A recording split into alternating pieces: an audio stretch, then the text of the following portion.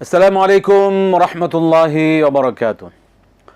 আলহামদুলিল্লাহি রাব্বিল আলামিন ওয়াসসালাতু ওয়াসসালামু আলা রাসূলিহিল কারীম ওয়া খাতামান নাবিয়্যিন নবিয়্যিনা মুহাম্মদ ওয়া আলা আলিহি ওয়া সাহবিহি আজমাইন। সুপ্রিয় দর্শক, পৃথিবীর যে প্রান্ত থেকে আপনারা এই মুহূর্তে এটিএন বাংলা টিভি স্ক্রিনের সামনে আছেন, সকলকে স্বাগত জানাচ্ছি এটিএন বাংলার নিয়মিত আয়োজন RFL woody door presence Islami সালোজা, powered by Islami bank Bangladesh PLC। সরাসরি আয়োজন, জীবন ঘনিষ্ঠ যে কোনো বিষয় জানতে আপনারা এই আয়োজনে ফোন করুন, প্রশ্ন করুন, জানতে পারবেন কোরআন সুন্নাহর আলোকে সহিহ সুন্নাহর ভিত্তিতে ইনশাআল্লাহ। আমি আছি আপনাদের সাথে AK-M ফিরোজ। প্রিয় দর্শক, আপনাদের মূল্যবান প্রশ্নের জবাব দেবার জন্য আমাদের স্টুডিওতে আজ উপস্থিত আছেন আমাদের সকলের প্রিয় মানুষ, এটিএন বাংলার প্রিয় মুখ, শেখুল আল্লাম শেখ প্রফেসর আনম রশিদ আহমদ মাদানী হাফিজাহুল্লাহ। আসসালামু আলাইকুম ওয়া রাহমাতুল্লাহি ওয়া বারাকাতুহু। ওয়ালাইকুম আসসালাম ওয়া রাহমাতুল্লাহি আহলান সালাম শেখ, জাযাকাল্লাহু খাইরান। ওয়া ইয়াকুম আহসানতুম, মাশাআল্লাহ, বারাকাল্লাহু ফীকুম। আমরা আসবো দর্শকের মধ্যে প্রশ্ন করেছেন। প্রিয় দর্শক, শুরুতে আপনাদের একটা বিষয় মনে করে দিচ্ছি, যারা আমাদের সাথে আয়োজন আপনি ফোন করবেন, কথা বলবেন, যখন কথা বলবেন অবশ্যই মনে করে আপনি যে টেলিভিশন দেখছেন, টেলিভিশন ভলিউমটা কমিয়ে কথা বলুন, এটাই অনুরোধ। মহতরম, আমরা ইনশাআল্লাহ শুরু করতে পারি আজকে ইনশাআল্লাহ। বিসমিল্লাহ। জি দর্শক, কে আছেন বলুন, কি প্রশ্ন? আসসালামু আলাইকুম। ওয়ালাইকুম সালাম। জি স্যার, ভালো আছেন আপনারা? জি আলহামদুলিল্লাহ, আলহামদুলিল্লাহ। জি, আমার প্রশ্ন বুঝতে পারছেন, শুনতে পাচ্ছেন ভালোভাবে? জি, কথা শুনতে পাচ্ছি, বলুন, ক্লিয়ার। জি, আমার প্রথম প্রশ্ন হলো যে এখানে আমরা জানি যে মানে দুধ সন্তান এবং পালিত সন্তান মানে হয় না, মানে ওয়ারিস হয় না, মানে সম্পত্তির ওয়ারিস হয় না। তো তাদেরকে সম্পত্তি কিছু বিধান কি ইসলামে? মৃত্যুর পর দিবে নাকি মৃত্যুর আগে জীবিত অবস্থায় কিছু দিতে পারবে? একটু এ বিষয়ে বলবেন। আর দ্বিতীয় প্রশ্ন হলো যে ঈদের সালাদটা পড়ার পর খুতবা শোনাটা কোন পর্যায়ে পড়ে? আসলে কেউ যদি খুতবা না শুনে চলে আসে, এক্ষেত্রে কোনো গুনাহ সম্ভাবনা আছে কিনা? আর আরেকটি প্রশ্ন হলো যে ফরজ সালাত, মানে ফরজ সালাত বলতে ফজরের সালাত, ফজর আযান হয়ে গেছে, আমি মসজিদে গেলাম, দেখলাম যে সময় আছে, এখানে আমি শুধু 2 রাকাত পড়বো সুন্নাহ ফজরে, নাকি বাড়তি নামাজ পড়তে পারবো এই মানে ফজর আর ইকামতের মাঝে 2 রাকাতের উপর সালাত আছে কিনা এই বিষয় বলতে। সুন্নতের মাঝে যদি সময় থাকে, ফরজ সুন্নতের মাঝে আমার 20 মিনিট, হয়তো 15-20 মিনিট সময় আছে, তাহলে কি আমি সময় থাকা পর্যন্ত ইকামতের আগ পর্যন্ত কি নফল আদায় করতে পারবো কিনা, নাকি ফজরের 2 রাকাত সুন্নাহ বেজেতে আর কোনো সালাত আদায় করা যাবে না? এই বিষয়ে একটু বলবেন। ধন্যবাদ। আমরা আসছি এক এক করে। মহতরম, আমরা ইনশাআল্লাহ বিসমিল্লাহ শুরু করতে পারি।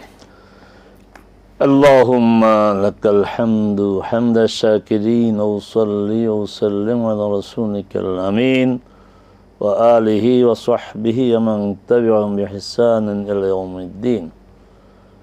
প্রশ্ন যেই ভাই করেছেন তাকে শুকরিয়া জানাই প্রথমেই, কারণ 3টি প্রশ্নই তার ভালো প্রশ্ন। এই 3টি বিষয়ে আমাদের দর্শক শ্রোতাদের জানা প্রয়োজন। প্রথম প্রশ্ন হচ্ছে যে দুধ সন্তান পালিত উত্তরাধিকারী না, তারা সম্পদের অধিকারী হবে না। এখানে প্রসঙ্গক্রমে একটা বিষয়ে জানাই প্রয়োজন। দুধ সন্তান ইসলামী শরিয়ার দিক থেকে বিয়ে শাদীর ক্ষেত্রে নিজের সন্তানের যে স্ট্যাটাস, দুধ সন্তান সেই স্ট্যাটাস, বিবাহ দেওয়া যাবে না, বিবাহ করতে পারবে না। যার দুধ পান করেছে তার স্বামী, তার সন্তানরা, এর সাথে বিয়ে হবে না, ছেলে হোক মেয়ে হোক।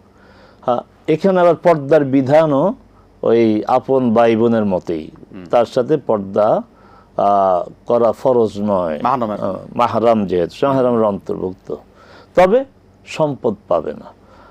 আর পালিত সন্তান, এদের ব্যাপারে পর্দা বিধান রয়েছে, পর্দা করতেই হবে, এবং এদের সাথে বৈবাহিক মানে সম্পর্ক এটা শরিয়া অনুমোদিত। রাসূল সাল্লাল্লাহু আলাইহি ওয়াসাল্লাম তার পালিত সন্তান যে যায়েদ বিন হারেসা, জয়নব রাদিয়াল্লাহু তাআলা আনহাকে তালাক দেওয়ার পর তিনি বিয়ে করেছেন।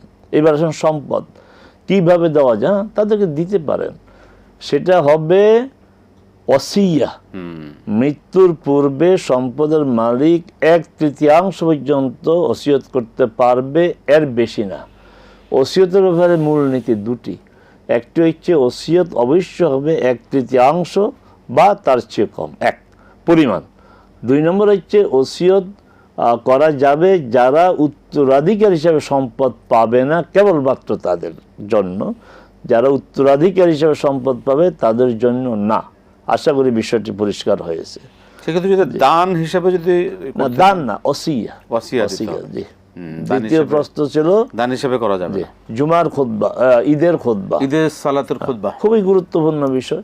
ঈদের খুতবা, জুমার খুতবা এক স্ট্যাটাস না, এক মর্যাদা না। জুমার খুতবা শুনতে হবে। জুমাতে খুতবা আপনার শোনা এটা ওয়াজিব, কিন্তু ঈদের খুতবা অপশন আছে। রাসূল সাল্লাল্লাহু আলাইহি ওয়াসাল্লাম বলেছেন এখন আমরা খুতবা দিব, যে চাইবে এই খুতবা শুনবে, আর যে চাইবে এই খুতবা সে না শুনলেও চলবে। তবে খুতবা শুনেই তো ভালো, সেখানে কোরআন সুন্নাহর আলোকে দিক নির্দেশনামূলক অনেক কথা বলা হয়। আবারও বলছি, খুতবা শোনা ম্যান্ডেটরি নয়, খুতবা শুনতে হবে এমন নয়। যদি খুতবা না শুনে সেই সুযোগ আছে। সেক্ষেত্রে সে মানে শরীয়তের স্ট্যান্ডার্ডটা কি? এটা কি ওয়াজিব না সুন্নাহ, নফল কি? সুন্নাহ। জি সুন্নাহ। জি। মানে ঈদের সালাতেরটা সুন্নাহ হিসাবে, ঈদের সলাটটা এটা জুমার খুতবা যেভাবে বলা হচ্ছে যে শুনতেই হবে, কথা বলা যাবে না। এমন যদি কেউ কথা বলে, যদি পাশের থেকে বলা হয় চুপ কর, সেটাও কথা, সেটাও বলা যাবে। ইশারা ইঙ্গিতে কথা বলতে এত গুরুত্ব দেওয়া হয়েছে। জি। আমরা প্রশ্ন যাব। দর্শক বলুন। আসসালামু আলাইকুম। আমি বলুন। থেকে বলছি, আসলাম। হ্যালো, জি বলুন, শুনছি আমরা। ওই শেয়ার বাজার কি এটা কি বৈধ না অবৈধ? শেয়ার বাজারে লেনদেন বৈধ না অবৈধ? আর ইসলামী ব্যাংকে টাকা রাখি, যে টাকাটা আসছে ওইটা কি আমরা লাভ খাতে পারবো ইসলামী ব্যাংকে? ইসলামী ব্যাংক, হালাল না হারাম?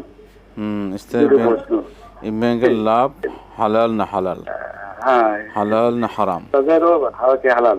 ঠিক আছে, এই দুটো প্রশ্ন, তাই তো? ঠিক আছে, আমরা আসি। এর আগে একটা প্রশ্ন শুনবো মহতারাম, যেটা দর্শক জানতে চেয়েছিলেন যে ফরজ সুন্নতের যে মাঝে। এটাও খুব গুরুত্বপূর্ণ কথা। আমাদের দেশে বলা হয় যে ফজরের সময় হয়ে গেলে ফজরের 2 রাকাত সুন্নত ছাড়া আর কোনো সলাত নেই। কথা সত্য, তবে কারণজনিত যদি হয় তাহলে পড়তে পারবে। কারণ কি? আপনি বাসায় অজু করলেন না, মসজিদের অজুখানে অজু করলেন, তো অজুর পরে তাহিয়াতুল মসজিদ। মসজিদে প্রবেশ করলেন, তাহিয়াতুল, প্রথমে তাহিয়াতুল অজু, অজু করলেন মসজিদের অজুখানে, তারপর তাহিয়াতুল অজু। মসজিদে প্রবেশ করলেন, তাহিয়াতুল মসজিদ। হ্যাঁ, এটা পড়তে পারবেন যদি আপনার কাছে হাতে সময় থাকে। অজু করেই মসজিদে প্রবেশ করে 2 রাকাত সালাত আদায় করেন, তাহিয়াতুল অজু, 2 রাকাত সালাত আদায় করেন, তাহিয়াতুল মসজিদ, তারপর 2 রাকাত সালাত আদায় করেন ফজরের সুন্নত। কিন্তু সেক্ষেত্রে আগে পরে যদি হয়ে যায়, এগুলি কোনো সমস্যা আছে কিনা? আগে গিয়ে যদি সুন্নত পড়লো? আপনি যদি ঘরে সুন্নত পড়ে আসেন, তার তাহিয়াতুল ওযুর প্রশ্নই আসে না। আপনি মসজিদে আসলেন, সময় আছে, তাহলে আপনি মসজিদের হক মসজিদে এসে 2 রাকাত সালাত আদায় করা ছাড়া বসা তাহিয়াতুল যাবে মসজিদ না। পড়বেন। তাহিয়াতুল মসজিদ। জি, আমরা প্রশ্ন নেব আবার। জি, আসসালামু আলাইকুম। আসসালামু আলাইকুম। ওয়ালাইকুম সালাম ও রহমতুল্লাহ বরকাতুহু। হুজুর, আমি সুনামগঞ্জ ধরমপাড়া থেকে নূর বলছিলাম। জি নূর সাহেব বলুন। জি, আমার 2টা প্রশ্ন হুজুর। যে ছোট আকারে আল্লাহুম্মা সাল্লি আলা মুহাম্মাদিন ওয়া আলা আলি মুহাম্মাদ, এই দুরূদ শরীফটা কি পড়া যাবে সবসময়? পড়লে কি আমরা এই মানে সওয়াব লাভ করা যাবে? ঠিক আছে। আর আরো 2 নম্বর প্রশ্ন হচ্ছে, যে ব্যক্তি ফজর থেকে এশা পর্যন্ত 100 বার দুরূদ পাঠ করবে, সে যেন জান্নাত কিনে নিয়েছে। এটা কি হাদিস দ্বারা সাব্যস্ত কথাটা? ফজর থেকে এশা পর্যন্ত 100 বার দুরূদ শরীফ পাঠ করে সে যেন জান্নাত কিনে নিয়েছে। জান্নাত কিনে নিল। ঠিক আছে, ধন্যবাদ। আমরা আসছি। নূর সাহেব, আমরা প্রশ্ন, এর আগে আরো প্রশ্ন আছেন। শেয়ার বাজার কি বৈধ না অবৈধ, শরিয়া সম্মত কিনা? শেয়ার বাজার বৈধ বলা যাবে না এক কথায়, অবৈধ বলা যাবে না এক কথায়। যদি এমন প্রতিষ্ঠান হয় যেই প্রতিষ্ঠানের সকল মানে ব্যবসা বাণিজ্য শরিয়া অনুযায়ী আপনার পরিচালিত হয়, তাহলে অবশ্যই শেয়ার করতে পারবেন। ইসলামী ব্যাংকের যেমন শরিয়া ভিত্তিক যে সমস্ত ব্যাংকগুলো যার শীর্ষ রয়েছে, ইসলামী ব্যাংক বাংলাদেশ, যাদের সৌজন্যে প্রোগ্রাম, আপনি তাদের শেয়ার নিতে পারেন। বৈধ প্রতিষ্ঠান। আর যেসব প্রতিষ্ঠানের সাথে সুদের সম্পর্ক আছে, তার ব্যবসা, তার লেনদেন, না, ওই সব প্রতিষ্ঠানের শেয়ার ক্রয় বিক্রয় করা যাবে না। প্রোডাক্টের উপর ডিপেন্ড করবে। ইসলামী ব্যাংক থেকে লাভ খেলে এটা কি হারাম না হালাল? শরিয়া ভিত্তিতে পরিচালিত হচ্ছে, এই লাভ মানে আমরা নেব এবং আমরা এই লাভের টাকা ভোগ করতে পারবো, কারণ তাদের শরিয়া বোর্ড আছে। শরিয়া বোর্ডের সিদ্ধান্তের ভিত্তিতে শরিয়া ভিত্তিক এই ব্যাংকগুলি চলে। আর সেখানে আমরা এই সব ব্যাংকের যে লাভ, প্রফিট, এটা হালাল। মাশাআল্লাহ। দর্শক জি কে আছেন? আমরা সরাসরি আয়োজনে আছি। প্রিয় দর্শক, যে কোনো বিষয় জানতে আপনারা সরাসরি ফোন করুন, প্রশ্ন করুন। আমরা পরবর্তী প্রশ্নে যাব। ইনুস সাহেব যেটা জানতে চাইলেন, আল্লাহুম্মা সাল্লি আলা মুহাম্মদ ওয়া আলা আলি মুহাম্মদ। আপনি শুধু সাল্লে আল্লাহুম্মা সাল্লি বলবেন না, কারণ কোরআন মাজিদে বলা হয়েছে যে ইয়া ইন্নাল্লাহা ওয়া মালাইকাতাহু ইউসাল্লুনা আলান নবী ইয়া আইয়ুহাল্লাযীনা আমানু সাল্লু আলাইহি ওয়া সাল্লিমু তাসলিমা। সালাত ও সালাম দুইটা বলবেন, আল্লাহুম্মা সাল্লি ওয়া সাল্লিম আলা মুহাম্মদ ওয়া আলা আলি মুহাম্মদ। আপনার ঠিক আছে, শুধু ওয়াসাল্লাম শব্দটা যোগ করবেন, আল্লাহুম্মা সাল্লি ওয়া সাল্লিম আলা মুহাম্মদ ওয়া আলা আলি মুহাম্মদ। এটা কি সবসময় পড়া যাবে? হ্যাঁ, যে কোনো সময়, যে কোনো সময় পড়তে পারবেন। এটা সওয়াব কি ফজিলত সম্পর্কে জানতে চাই। দুরুদের তো অনেক ফজিলত। যে দুরুদ, যে কাজটি আল্লাহ করছেন, সেই কাজটি একবার আমার উপরে দুরুদ যদি পড়ো, 10টা রহমত হবে, 10টা পাপ মোচন হবে। অনেক মর্যাদা দুরুদের। জি, আমরা প্রশ্নে যাই। দর্শক বলুন। আসসালামু আলাইকুম। ওয়ালাইকুম আসসালাম ওয়া রাহমাতুল্লাহ। আমার প্রশ্নটা হলো, তামাত্তু হজে বা যদি কেউ ওখানে কয়টা কোরবানি দিতে হয়? যদি একটা কোরবানি, যদি দুইটা কোরবানি দিতে হয়, কেউ যদি একটা কোরবানি দিয়ে দেশে চলে আসে, সেক্ষেত্রে তার করণীয় কি? ঠিক আছে, একটি যদি দেয় কি হবে? ঠিক আছে, ধন্যবাদ। আসছি। 100 বার ফজর থেকে আসা পর্যন্ত দরুদ পড়লে সে জান্নাত কিনে নেবে। দরুদের কোনো সংখ্যা নেই, এ সত্য কথা না। এই কথা যারা বলে তাদের কাছে রেফারেন্স চাইবেন, রেফারেন্স ছাড়া কোনো কথা গ্রহণ করবেন না। দরুদের সংখ্যা ঠিক করে দেওয়া হয় না, শুধুমাত্র সকালে 10 বার আর সন্ধ্যায় 10 বার, এই সংখ্যাটা আর রাসূল থেকে এটা বর্ণিত আছে। সকালে 10 বার আর সন্ধ্যায় 10 বার, আর কোনো সংখ্যা নেই। 100 বার, সলাতের পরে এতবার, এই সময় এতবার না, এগুলি কোনো সংখ্যা নির্ধারিত নেই। জি ইনশাআল্লাহ। জি, আসসালামু আলাইকুম। দর্শক কে আছেন বলুন। আসসালামু আলাইকুম। ওয়ালাইকুম আসসালাম। জি বলুন, কি প্রশ্ন আপনার? ওয়ালাইকুম আসসালাম। আমার দুইটা প্রশ্ন আর কি। জি বলুন, কি প্রশ্ন? একটা প্রশ্ন হতে গেলে, জমি বন্ধক রাখি কি টাকা যা হয়? জমি বন্ধকের টাকা রাখি ভোট দেওয়া যায়? বন্ধকের টাকা। হ্যাঁ, আর একটা হচ্ছে যদি লোন থাকে তাহলে কি উনি ভোট দিতে পারবে? লোন থাকলে হজে যাওয়া যাবে না। হজে যাওয়া ঠিক আছে, ধন্যবাদ। আমরা আসছি আপনার প্রশ্নের জবাবে। আরও প্রশ্ন জবাব রয়েছে, আমাদের সময় হলো একটি বিরতি নেবার। প্রিয় দর্শক, আপনারা দেখছেন RFL অডিডোর presence Islami সারোজা, powered by Islami bank Bangladesh PLC. সময় হলো বিরতি নেবার। আমরা ফিরে আসছি আবার আপনাদের সামনে সরাসরি আয়োজনে বিরতির পর।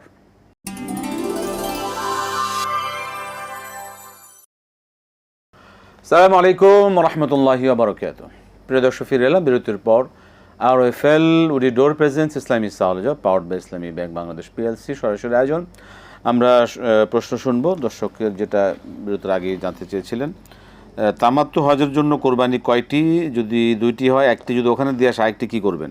তামাত্তু হজের তো কোরবানি, এটাকে হাদি বলা হয়। একটি খাসি দুম্ব হলে একটি, গরু এবং উঠোরে 7 ভাগের 1 ভাগ। 2টি এই প্রশ্ন আপনার কিভাবে আসলো? তামাত্তু হজের হাদি একটি। জি, তারপর হচ্ছে যে জমি বন্ধকের টাকা, এটাকে জায়েজ কিনা? এই জমি বন্ধক আমাদের দেশে যে প্রচলনটা, ওই প্রচলনে যদি আপনি জমি বন্ধক দেন, এটা তো এই বন্ধক দেওয়া এই অর্থটি হারাম। তা হারাম অর্থ দিয়ে হজ হবে না। কিভাবে? যে আপনি বন্ধক দিলেন 5 বছরের জন্য, এই 5 বছর সে ফসল খেতে থাকবে, 5 বছর পরে আপনি 6 লাখ টাকা আপনাকে সে ফেরত দেবে।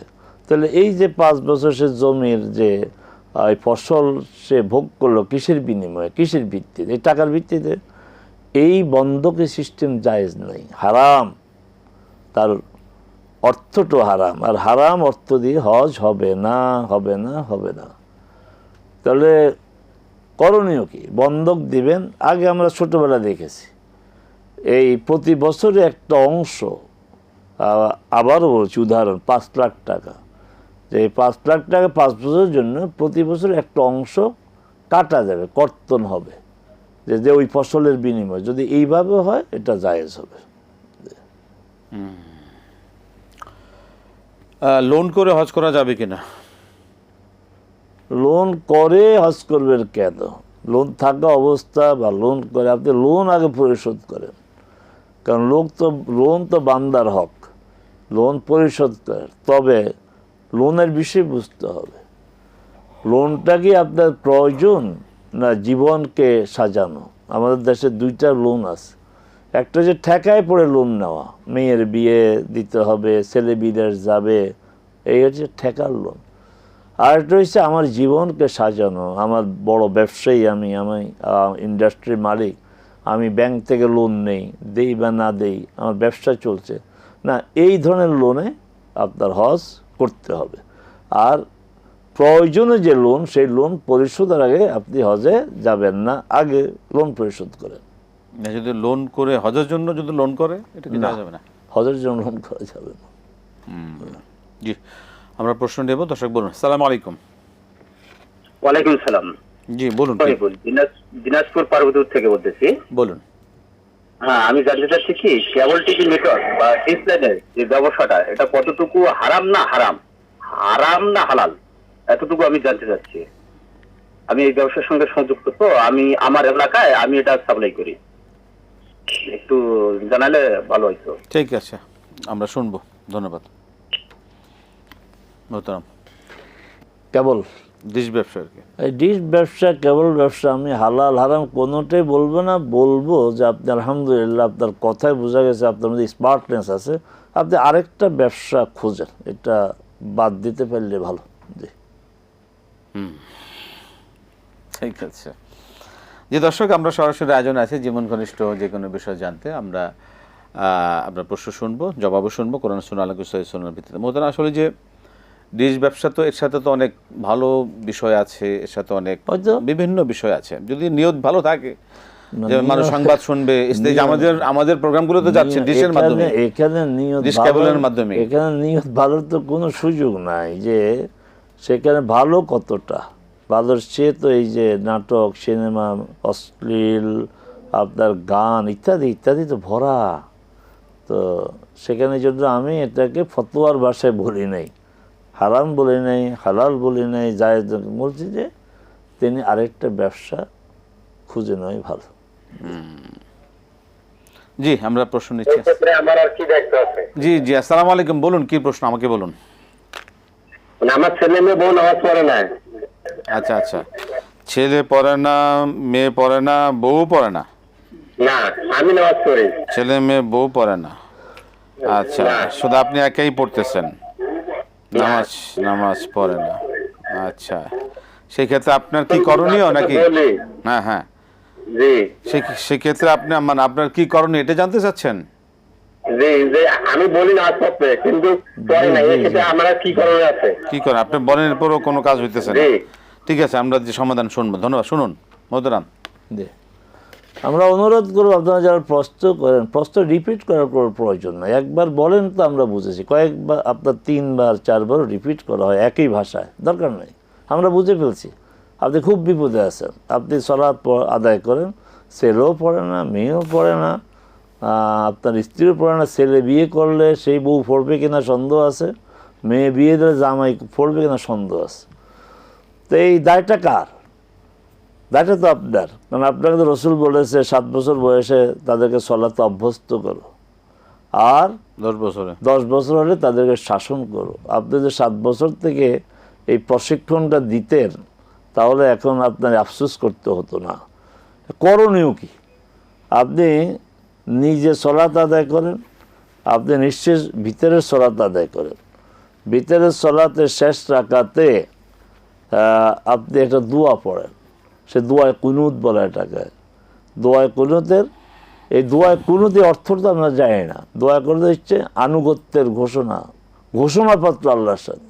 আল্লাহ আমি আল্লাহুম্মা ইন্না নাস্তাঈনুকা ওয়া নাস্তাগফিরুকা ইত্যাদি ইত্যাদি বলার পরে এরপর একটা কঠিন কথা আপনিও বলেন, আমিও বলি, সবাই বলে যারা সালাত আদায় করে, ওয়ানাখলাউ ওয়ানাতরুকু মান ইয়াফজুরুকা। আমি সম্পর্ক চিহ্ন করলাম, উপড়ে ফেললাম। নাখলাও মানে উপড়ে ফেলা, ওই যে চারা গাছ যেভাবে টান দিলে শিকড় সহ উপরে চলে আসে, এটাকে আরবিতে নাখলাও বলা হয়। একদম শিকড় সহ উপড়ে ফেললাম, পরিত্যাগ করলাম যারা তোমার অবাধ্য। এবার আপনি সিদ্ধান্ত নেন, যা সালাত আদায় করেন এর চেয়ে বড় অবাধ্যতা কি? তো এইসব অবাধ্য লোকদের সাথে আপনার সম্পর্ক নাই। প্রতিদিন প্রতি রাত ঘোষণা দেন রবের সামনে দাঁড়িয়ে, হাত দুইটা গেলে বেঁধে, অনাখলাউ অনাতরুকু মাইয়াফজুরু। আমি সম্পর্ক উপড়ে ফেললাম, ছিন্ন করলাম, তাদেরকে ত্যাগ করলাম। কাদেরকে? যারা আল্লাহ তোমার নাফরমানি করে। তো নামাজের চেয়ে বড় নাফরমানি আর কি? তার সম্পর্ক ছিন্ন করতে পারবেন না। এটা করা উচিত, কিন্তু কঠিন। আর বুঝান, বারবার বুঝান, বারবার বুঝান, হুমকি দিতে পারেন, হুমকি দেন। এরপর প্রয়োজন আপনি কী করবেন? আপনি তাদেরকে তো ছাড়তে পারবেন না, তাদের দল ভারী, আপনি তাদেরকে ছেড়ে দেন, তারা একসাথে থাকুক। জি, আল্লাহ সহজ করে দেন। জি, আমরা প্রশ্ন নিচ্ছি। দর্শক বলুন। আসসালামু আলাইকুম। জি বলুন, কি প্রশ্ন? আসসালামু আলাইকুম। ওয়ালাইকুম সালাম রাহমাতুল্লাহ। আমার একটি প্রশ্ন হইল নামাজ সম্বন্ধে। জি জি, নামাজ সম্বন্ধে কথা বলেন।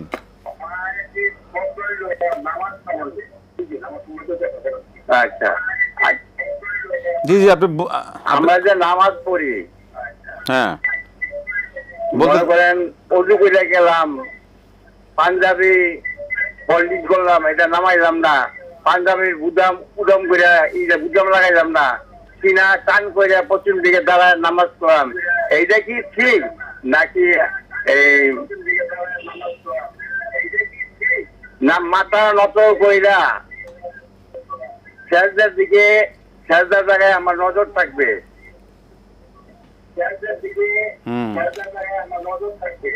কোনভাবে আমরা নামাজ পড়লে আমার নামাজ শুদ্ধ হইব? সুন্দর সুন্দর প্রশ্ন আপনার। মাথা নত করে নামাজের আসলে নামাজের সময় আপনার অবস্থান কিরকম হবে, এই বিষয়টা আসলে জানা দরকার। ধন্যবাদ। দর্শক আপনি শুনুন, মহতারাম জবাব দিচ্ছেন আপনি। জি জি, মনোযোগ দিয়ে শুনুন। মহতারাম শুনলেন প্রশ্ন। জি, আপনি আরো সাহস করে প্রশ্ন করবেন, আপনি ভেঙে ভেঙে প্রশ্ন করেন কেন? আচ্ছা, আপনার প্রশ্ন তো খুব সুন্দর প্রশ্ন। সালাত আদায় অর্থ হচ্ছে, রাসূল সাল্লাল্লাহু আলাইহি ওয়াসাল্লাম বলছেন যে যখন তোমাদের কেউ সালাতে দাঁড়ায়, সে তার রবের সাথে কথা বলে, ইউনাজি রব্বাহ, তার রবের সাথে কথা বলে। এখন আপনি দাঁড়াচ্ছেন আপনার রবকে সামনে রেখে। আপনার প্রশ্নের দুইটা অংশ আমি বুঝেছি। একটা হচ্ছে এই যে কাপড় চোর এলোমেলো হওয়া, বুতাম না লাগানো আছে, অথচ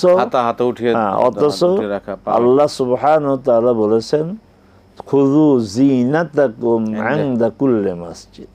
প্রতি মসজিদ, এখানে মসজিদ মানে সালাত, প্রতি সালাতে তোমরা সৌন্দর্যটাকে ধারণ করো। সৌন্দর্যকে ধারণ করতে বলা হয়েছে। তাহলে এলোমেলো পোশাক, ময়লা পোশাক, বুতাম লাগাইলো না, এটাকে সৌন্দর্য বলে? মোটেই সৌন্দর্য না। যেই পোশাক পরে আমি মেহমানের সামনে যেতে বিব্রত বোধ করি, আমার ঘরে কলিং বেল আপনার আওয়াজ শুনলাম, আমার ছেলে বা মেয়ে এসে বলতে অমুক আসছে, আমি তখন এই ড্রেসটা চেঞ্জ করে যাওয়ার চেষ্টা করি যে এই ড্রেসে তার সামনে যাওয়া ঠিক না। তো সেখানে আল্লাহর সামনে, রবের সামনে, রব্বুল আলামিন, জগৎ সমূহের রব, তার সামনে আমরা এই ড্রেসে যাই কিভাবে, একটু বুঝতে হবে না? যেখানে আল্লাহ বলছেন যে সুন্দর ড্রেস, অবয়ব, কাঠামোকে ধারণ করো, ধারণ করতে বলছে। তা আমরা সবাই এই আজকে যারা আমরা এই কথা বলছি, আমি সহ শুনছি, আমরা এখন থেকে আগামী জোহর থেকে আমরা সুন্দর পোশাক পরেই আল্লাহর দরবার দাঁড়াবো। এক, আর না, সলাতে তো অহংকারের বিষয় না, বিনয়ী হতে হবে রবের সামনে। এই জন্য সেজদার দিকে নজর থাকতে হবে, আবার বসার সময় নজর থাকতে হবে আমার ইয়ের দিকে, যে বসার জায়গা। তবে তাশাহুদ পড়ার সময় আঙ্গুল, এই আঙ্গুল উঠাইতে হবে শুরু থেকে শেষ পর্যন্ত। আমাদের দেশে যে প্র্যাকটিস, আশহাদু আল্লা ইলাহা ইল্লাল্লাহ, না, এটা একদম দুর্বল হাদিসও নাই। আমরা তো অনেক সময় দেখি দুর্বল হাদিস, জাল হাদিসও নাই। সহিহ হাদিস যেটা, রাসূল সাল্লাল্লাহু আলাইহি ওয়াসাল্লাম তাশাহুদ বসলে তিনি শুরু থেকে শেষ পর্যন্ত এই আঙ্গুলটা উঠে এই আঙ্গুল দিকে তাকাতেন। আব্দুল্লাহ ইবনে উমর হাদিসের বর্ণনা করে বলছেন রাসূল সাল্লাল্লাহু আলাইহি ওয়াসাল্লাম তাকাতেন, আমিও তাকে, রাসূল বলেছেন এই আঙ্গুলের এইভাবে দাঁড় করিয়ে তার দিকে তাকানোরা শয়তানের কাছে খুব ভয়াবহ, আশাদ্দু মিনাল হাদিদ, শয়তানের কাছে লোহার চেয়ে ভয়াবহ। তো শয়তানকে ভয় দেখানোই তো একজন মুমিনের দায়িত্ব। অতএব আমরা পোশাকের দিকে মানে যত্নবান হব, বিনয়ের সাথে সালাত আদায় করব, আর তাশাহুদ পড়ার সময় আঙ্গুল উঠিয়ে আঙ্গুলের দিকে তাকিয়ে থাকবো। আল্লাযীনা হুম ফি সালাতিহিম খাশিউন, বিনয়। এবং সালাত আদায় করতে বলছে, কায়েম করতে বলছে, সফলতার কথা বলে নাই। গোটা কোরআনের সফলতার কথা, সালাতের বিশেষ সফলতা এক জায়গায় বলা হয়েছে সূরা মুমিনুনের প্রথম আয়াত, যে সফল সেই মুমিনরা যারা সালাতে বিনয়ী হয়। আমরা প্রশ্ন নিচ্ছি, দর্শক বলুন। আসসালামু আলাইকুম। জি, বলবেন।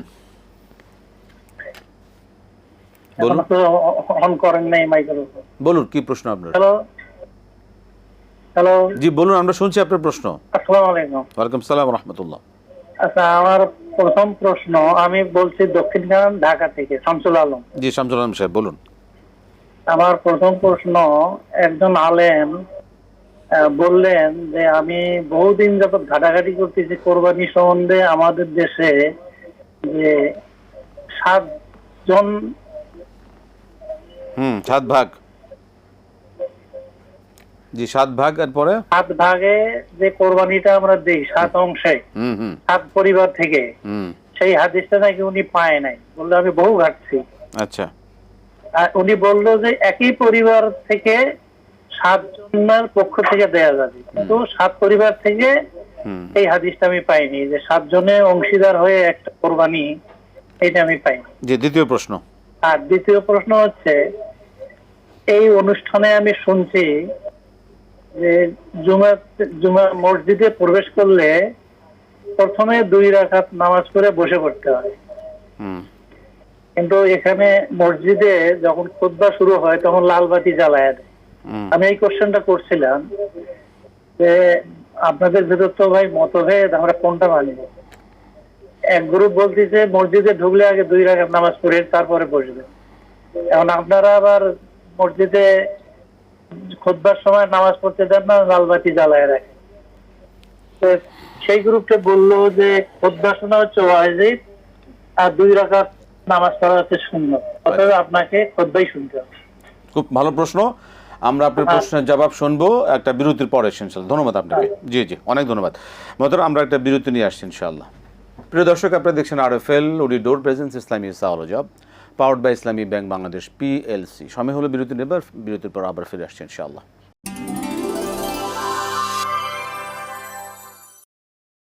আসসালামু আলাইকুম রহমতুল্লাহি ওয়া বারাকাতুহু। প্রিয় দর্শক, ফিরে এলাম বিরতির পর। RFL woody door presence Islami সাওয়ালজা, powered by Islami bank Bangladesh PLC সরাসরি আয়োজন। আমরা জীবন ঘনিষ্ঠ সকল বিষয় শুনবো কোরআন সুন্নাহর আলোকে ইনশাআল্লাহ।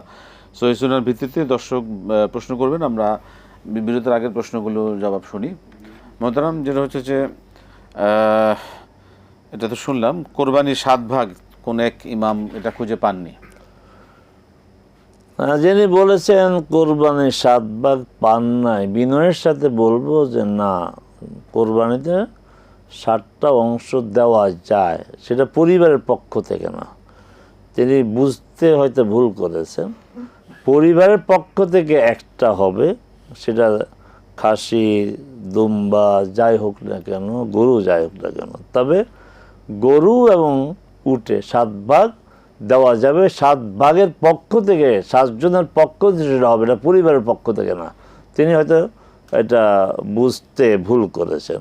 আমি আবারও বলছি, 7 ভাগ এক পরিবারের পক্ষ থেকে দেওয়া যাবে না, 7 ভাগ 7 পরিবারের পক্ষ থেকে দেওয়া যাবে না। একটা গরুতে 7 ভাগ দেওয়া যাবে 7 জন ব্যক্তি, উটে 7 ভাগ দেওয়া যাবে 7 জন ব্যক্তি। আবার গরু একটা দেওয়া হবে এক পরিবারের পক্ষ থেকে, উট এক পরিবারের পক্ষ থেকে, খাসি দুম্বা এক পরিবারের পক্ষ থেকে। বিষয়টা এমন, এটাকে জটিল করার কোনো সুযোগ নাই। জি, উনি বলতেছেন যে এটা আসলে কোরআন হাদিসে কোথাও পান না, নাই। হাদিসে 7 ভাগ আছে, তো অতটুকু আপনার ঠিক আছে যে 7 ভাগ এক পরিবারের পক্ষ থেকে দেওয়া যাবে না। জি, এটা মানে উল্টাই ফেলছেন, উল্টা বুঝছেন আর কি। 7 পরিবার থেকে দেওয়া যাবে, কিন্তু একই পরিবারের 7 নাম না, ওটা দেওয়া ঠিক হবে না। জুমার নামাজে মসজিদে ঢুকে 2 রাকাত নামাজ পড়া, কিন্তু ঢুকলে লালবাতি জ্বলে, সেক্ষেত্রে কি করা? প্রথম কথা হচ্ছে লাল বাতিগুলো সব আপনার উপড়ে ফেলে দিতে হবে। যারা পারেন এই কাজটা করবেন, কমিটিকে বলবেন, ইমাম আর খতিবকে বলে লাভ নাই। আল্লাহর ঘরে লাল বাতি জ্বালিয়ে আল্লাহর বান্দাদেরকে সলাত থেকে বিরত রাখার মতো অপরাধ আর কিছু হতে পারে না। ওমান আযলামু মিম্মান মানা মাসাজিদাল্লাহ ইউযকারা ফি, আল্লাহর ঘরে আল্লাহর বান্দাদেরকে নামাজ থেকে বিরত রাখা, এটা মানে এর চেয়ে বড় জুলুম আর নাই। এর চেয়ে বড় জুলুম আর হতে পারে না। লাল বাতিগুলো আপনার মসজিদ কমিটির লোকদেরকে অনুরোধ করবে, লাল বাতিগুলি আর জ্বালাবেন না, সালাত আদায় করতে থাকবে। শুধু ফরজ সালাতের সময় অন্য কোনো সালাত আদায় করা যাবে না। এবার আসেন, মসজিদে প্রবেশ করে 2 রাকাত সালাত আদায় করতে হয়, বসা যায় না। সেটা জুমাও না, জোহরও না, যখনই মসজিদে প্রবেশ করা হবে তখনই 2 রাকাত সালাত আদায় করতে হবে, যদি অন্য সালাত আদায় না করে। ইদা দাখালা আহাদুকুমুল মাসজিদা ফালা ইয়াজলিস হাত্তা ইউসাল্লি রাকাতাইন, তোমাদের কেউ যখনই মসজিদে প্রবেশ করবে সে 2 রাকাত সালাত আদায় করা ছাড়া বসবে না। এটা হচ্ছে রাসূল সাল্লাল্লাহু আলাইহি ওয়াসাল্লামের ঘোষণা, সিদ্ধান্ত। হ্যাঁ, খুতবা চলাকালীন সালাত আদায় করা যাবে না, কথা সত্য, কিন্তু সেখানেও ব্যাখ্যা সাপেক্ষ। আমরা যারা আগে থেকে মসজিদে অবস্থান করছি, না হুজুরের খুতবা আরবি বুঝি না, আর কি বলে ভালো লাগে না, এর চেয়ে বরং ভালো আমি 2 রাকাত নামাজ, না, এটা করতে পারবে না। কিন্তু যিনি প্রবেশ করবেন মসজিদে, তিনি 2 রাকাত সালাত আদায় করেই তিনি বসবেন এবং খুতবা শুনবেন। 2টি হবে, খুতবাও শুনবে, 2 রাকাত সালাতও আদায় করবে। একটা অর্থের জন্য তো প্রতিবন্ধক না। 2 রাকাত আপনি তো খুতবা দিবেন 15, 20, 30 মিনিট, তা আমি 2 রাকাত সালাত আদায় করে 3-4 মিনিট লাগবে। আগে থেকে যারা মসজিদে আসে তারা খুতবা শুনবে, সালাত আদায় করতে পারবে না।